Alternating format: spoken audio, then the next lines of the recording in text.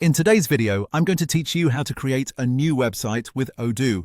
We'll go through the process from start to finish in a simple and practical way, so you can quickly set up a new website inside your Odoo environment and know exactly where to find it afterward for editing.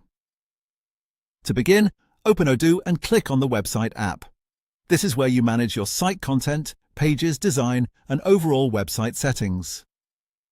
If you're working with multiple apps in Odoo, make sure you're entering the website app specifically, since that's where the website management tools are connected.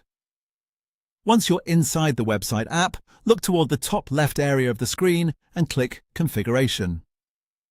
This menu contains the settings and structural options related to your websites.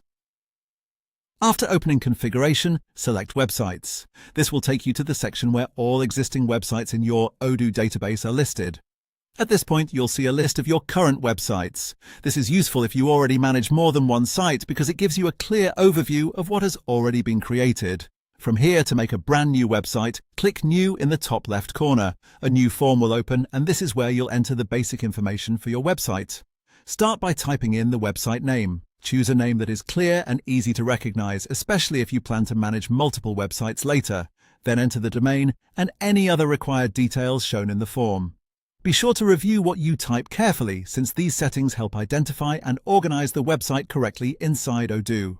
After filling in the necessary information, click Save. Once you do that, your new website is created. That's really all it takes to add a new website in Odoo.